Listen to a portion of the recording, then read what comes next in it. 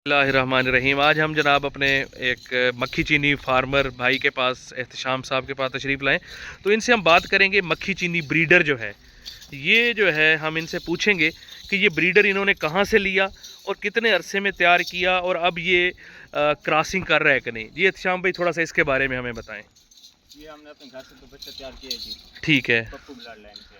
ठीक है। इसकी उम्र अभी तकरीबन 18 मंथ। ये पप्पू ब्लड क्या चीज़ है, थोड़ा सा इस बारे में बताएँगे। इसके दादा के नाम पप्पू था जी। अच्छा, वो कहाँ से, भावल नगर से था? भावलनगर का मशहूर बकरा था। मशहूर बकरा है, ठीक है। तो ये आपने फिर अब तैयार किया, अब ये कितनी उम्र का हो गया है? 18 मंथ। अब ये क्रॉसिंग कर रहा है? 8 मंथ के बाद क्रॉसिंग करने लग जाता है। 8 मंथ के बाद क्रॉसिंग। 7 मंथ का इसने एक बकरी। अच्छा, ये आप अभी ये नया तैयार कर रहे हैं? नया तैयार कर रहे हैं। ये भी क्रॉसिंग कर रहा है?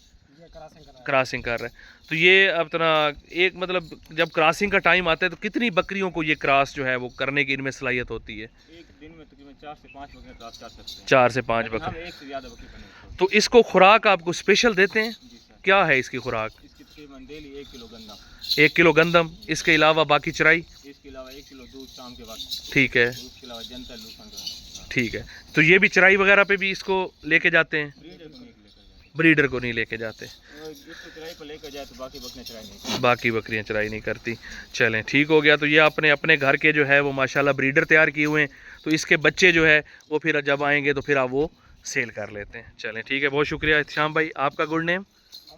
इरफान भाई, आपका भी बहुत शुक्रिया, आपने अपना कीमती टाइम दिया। और ये आप सरमाया जो है, ये बड़ी पाकिस्तान की बहुत अच्छी ब्रीड है जिसको आप तैयार कर रहे हैं और आगे जो है वो मुल्क के लिए बड़ा अच्छा आप काम कर रहे हैं। अल्लाह ताला आपका हामी व नासिर हो। अस्सलामु अलैकुम रहमतुल्लाह।